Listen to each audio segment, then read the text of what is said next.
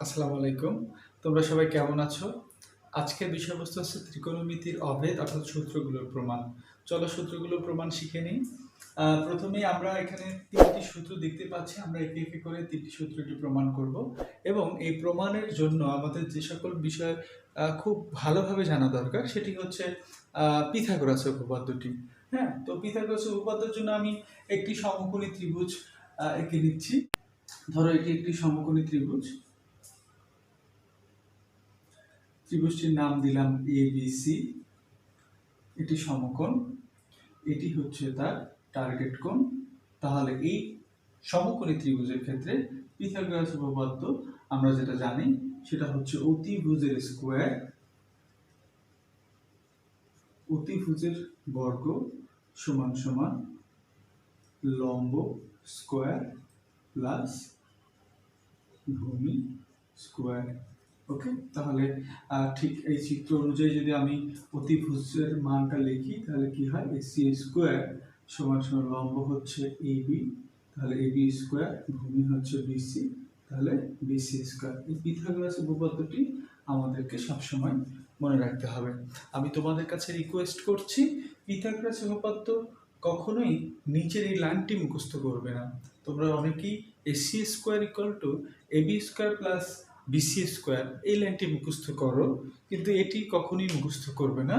মুখস্থ করবে এভাবে যে অতিভুজের স্কয়ার সমান সমান লম্ব স্কয়ার প্লাস ভূমি স্কয়ার। ওকে, তাহলে চলো এইগুলো অর্থাৎ এই সূত্রগুলো প্রমাণের জন্য আমাদের একটি চিত্র আঁকতে হবে। এই সমকোণী ত্রিভুজের নাম হচ্ছে OPM। ওকে, এখানে ও কোণটাকে আমি থিটা ধরে নিলাম, অর্থাৎ ও কোণটার মাধ্যমে অর্থাৎ এই থিটা কোণের ভিত্তিতে আমি এই সূত্রগুলো প্রমাণ করব। তাহলে প্রথম সূত্রটি হচ্ছে sin square theta plus cos square theta equal to 1। তাহলে আমি যদি বাম পক্ষ ধরে নেই, বাম পক্ষ এটি কি হবে, sin square theta plus cos square theta. Okay, তাহলে আমি চিত্র হতে sin থিটা কি পাই বলতো, চিত্র হতে sin থিটা কি পাই বলতো, sin থিটা পাই লম্ব বাই অতিভুজ। তাহলে লম্ব কি বলতো এখানে PM, আর অতিভুজ কি বলতো OP।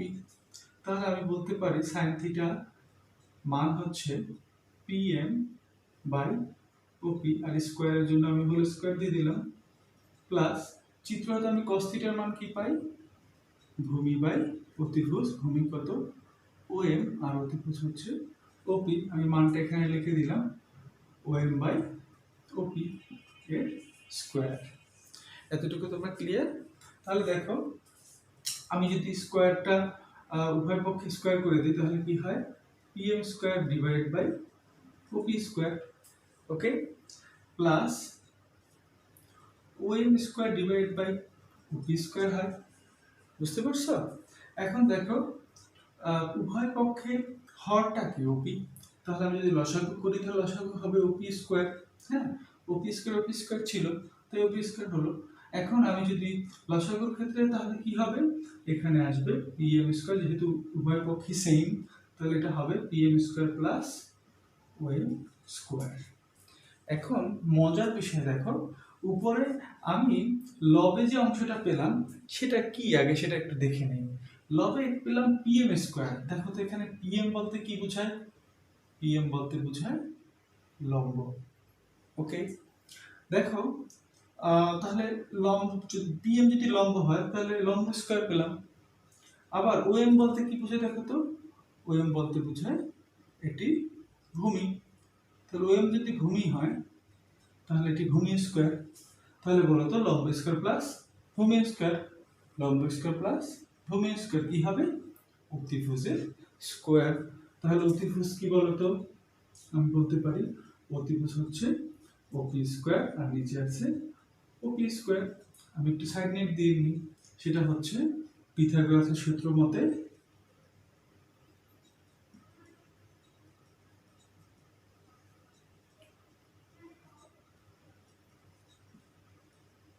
পিথাগোরাসের সূত্র হতে কি পাই বলতো, OP স্কয়ার সমান সমান আমি লিখতে পারি pm square plus om square. ঠিক আছে, তাহলে দেখো পিথাগোরাসের সূত্রের মধ্যে আমি এর মানটা বসিয়ে দিলাম, অর্থাৎ pm square plus op square সমান সমান আমি বসিয়ে দিলাম op স্কয়ার। দেখো তাহলে কাটাকাটি যায়, মান কত হয় 1। তাহলে দেখো আমার এক্সপেক্টেড রেজাল্ট কি ছিল, sin square theta plus cos square theta সমান সমান কি ছিল 1। তাহলে এসে গেল, রেজাল্ট ঠিক হয়ে গেল। তাহলে আমি লিখতে পারি সুতরাং sin square theta plus cos square theta সমান সমান 1। এখান থেকে আরো দুটো সূত্র হয়, সেগুলো তোমরা জানো, আমি লিখে দিচ্ছি।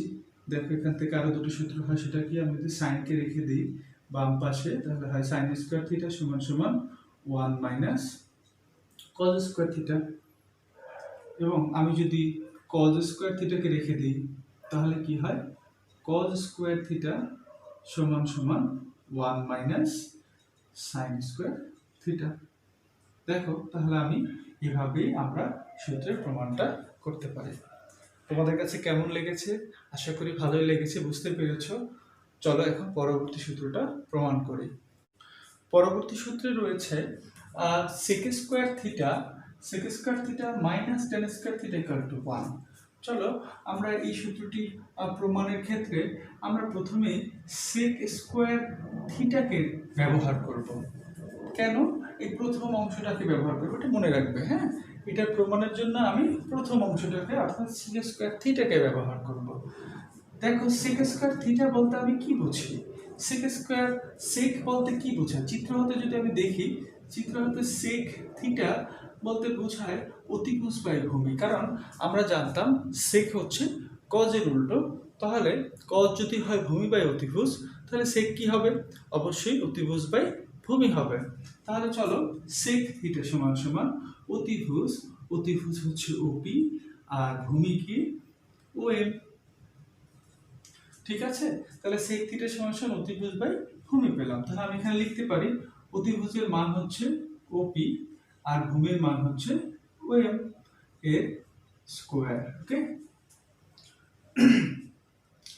দেখো OP এর স্কয়ার ডিভাইড বাই OM এর স্কয়ার।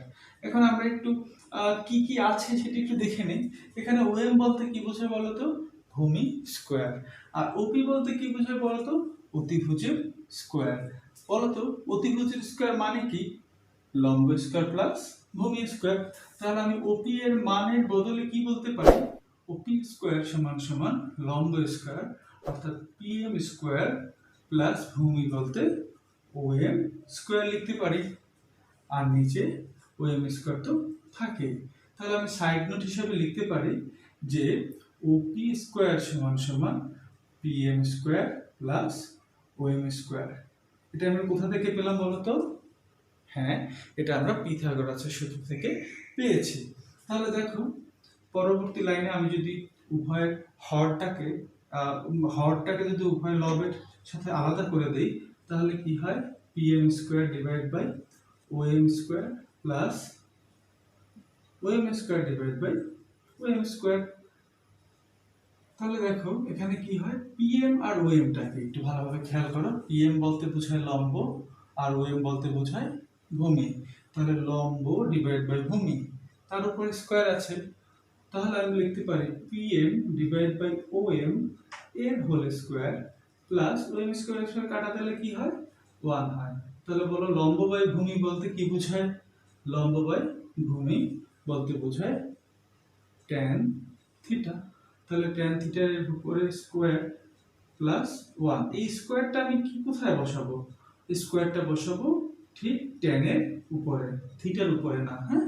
স্কয়ারটা সবসময় আমি কোথায় বসাবো, tan এর উপরে। যেমন আমরা যদি বলি sin থিটা এ স্কয়ার, এর মানে পরবর্তী লাইনে আমি sin স্কয়ার থিটা স্কয়ার লিখবো না কখনো, আমি এভাবেও লিখবো না, sin স্কয়ার থিটা স্কয়ার কখনো লিখবো না, আমি sin থিটা এর স্কয়ার এভাবেও কখনো লিখবো না, আমি লিখবো sin square theta.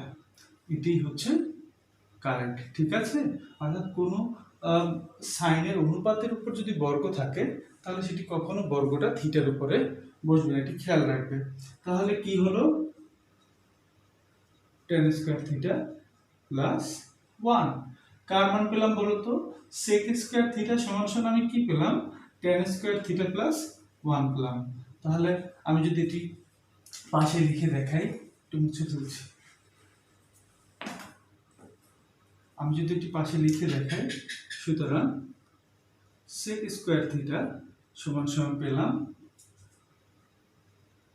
tan square theta plus 1। তাহলে দেখো এটি একটি সূত্র হয়ে গেল। এর পরবর্তীতে যদি আমি আরেকটু লিখি, sec স্কয়ার থিটা, ট্যানটাকে যদি বামে নিয়ে আসি, মাইনাস tan স্কয়ার থিটা সমান সমান 1। দেখো এটি হলো আমাদের সেই প্রমাণটি যেটি আমরা প্রমাণ করে নিলাম।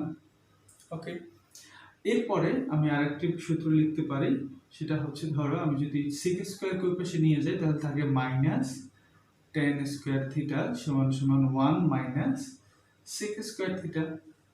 ঠিক আছে, এই মাইনাসটাকে যদি আমি ক্যান্সেল করতে চাই তাহলে কি করতে হবে? উভয় পক্ষে -1 দিয়ে গুণ করতে হবে। তাহলে হবে tan স্কয়ার থিটা সমান সমান -1 প্লাস sec স্কয়ার থিটা। -1 দিয়ে গুণ করলে কি হয়? মাইনাসটা প্লাস হয়ে যায়।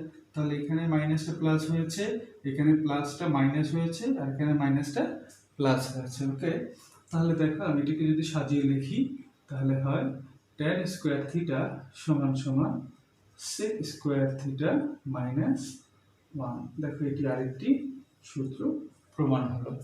ঠিক আছে, দেখো আমরা দুটি সূত্র প্রমাণ করলাম ঠিক একটি চিত্রের মাধ্যমে। ঠিক আছে, তাহলে চলো আমরা পরবর্তী সূত্রটাও প্রমাণ করে ফেলি।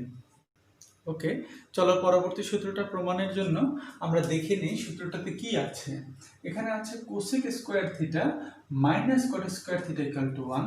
তাহলে আমার ঠিক আগের প্রমাণের ক্ষেত্রে আমি সেক স্কয়ার থিটাকে নিয়েছিলাম, এই প্রমাণের ক্ষেত্রে আমরা শুধুমাত্র কোসেক স্কয়ার থিটাকে নেব।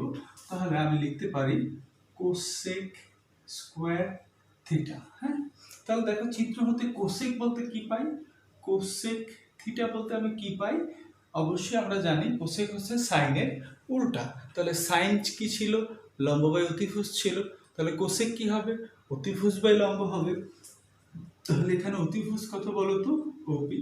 আর লম্ব কত বলতো? পিএম। তাহলে আমি লিখতে পারি ওপি ডিভাইড বাই পিএম এর স্কয়ার। তাহলে দেখো হয় কি? ওপি স্কয়ার বাই পিএম স্কয়ার। এখন বলো তো ওপি বলতে কি বোঝায়? এই ওপিটা কি ছিল? অতিভুজ। হ্যাঁ, তাহলে অতিভুজের বর্গ কি বলতো? লম্বের স্কয়ার প্লাস ভূমি স্কয়ার। তাহলে ওপি স্কয়ারের বদলে লম্ব কত বলতো? পিএম স্কয়ার প্লাস ভূমি কত বলতো? ওএম স্কয়ার লিখতে পারি। আর নিচে হরে যেটি ছিল পিএম স্কয়ার সেটা সেভাবেই আছে। তাহলে দেখো আমি যদি লবের দুটি পদকে যদি হর দ্বারা আলাদা আলাদা করে ফেলি তাহলে কি হয়? PM square divide by PM square plus OM square divide by PM square. পরবর্তী লাইনে কি হয় দেখো তো? এখানে পিএম পিএম কাটা যা থাকে 1 প্লাস ওএম বাই পিএম। অর্থাৎ এখানে ওএম বলতে কি বোঝায় দেখো তো? ওএম বলতে বোঝায় ভূমি, আর পিএম বলতে কি বোঝায়? লম্ব। তাহলে ভূমি বাই লম্ব এর হোল স্কয়ার। তাহলে আমি লিখতে পারি ওএম অর্থাৎ ভূমি বাই পিএম এর স্কয়ার। তাহলে 1 প্লাস ভূমি বাই লম্ব বলতে কি বোঝায়? কট থিটা। কট থিটা এর স্কয়ার। বলো তো স্কয়ারটা কোথায় হবে? হ্যাঁ, এটি এর উপরে হবে। তাহলে 1 প্লাস কট স্কয়ার থিটা। তাহলে আমি কার মান পেলাম? 1 plus cot square theta, cosec square থিটার মান। তাহলে আমি এটি এখানে লিখছি। সুতরাং আমি মান পেলাম কোসেক স্কয়ার থিটা সমান সমান 1 প্লাস কট স্কয়ার থিটা। এটি কিন্তু একটি সূত্র। হ্যাঁ, এটি মনে রাখতে হবে। পরবর্তী লাইনে আমি কি পাই দেখো তো? এই কটটাকে যদি আমি বামে নিয়ে আসি তাহলে কি হয়? কোসেক স্কয়ার থিটা মাইনাস কট স্কয়ার থিটা সমান সমান 1 হয়। ওকে, এটি কিন্তু একটি সূত্র। এখন আমি যদি মাইনাস কটকে রাখতে চাই এখানে বামে, তাহলে কি হয় দেখো, মাইনাস কট স্কোয়ার থিটা সমান সমান 1 মাইনাস কোসেক স্কোয়ার থিটা। ঠিক আগে যে সূত্রটা করেছিলাম একদম হুবহু একই রকম। হ্যাঁ, ক্যালকুলেশনটি দেখবে। বা কি হচ্ছে তাহলে, -1 দিয়ে গুণ করলে হবে কট স্কোয়ার থিটা সমান সমান -1 প্লাস কোসেক স্কোয়ার থিটা। এটিকে যদি একটু সাজিয়ে লিখি তাহলে কি হয়, কট স্কোয়ার থিটা সমান সমান কোসেক স্কোয়ার থিটা -1। ওকে, দেখো আমরা কত সহজেই 3টে ত্রিকোণমিতির সূত্র প্রমাণ করে ফেললাম। অবশ্যই তোমরা এটি খাতায় প্র্যাকটিস করবে, পাশাপাশি ভিডিওটি সম্পূর্ণ দেখার চেষ্টা করবে। ঠিক আছে? ওকে, আজকে এই পর্যন্তই। আগামী ক্লাসে অবশ্যই তোমাদের সাথে 9.1-এর বইয়ের অঙ্কগুলো এবং উদাহরণের কাজগুলো সমাধান করার চেষ্টা করব। ভালো থেকো, আল্লাহ হাফেজ।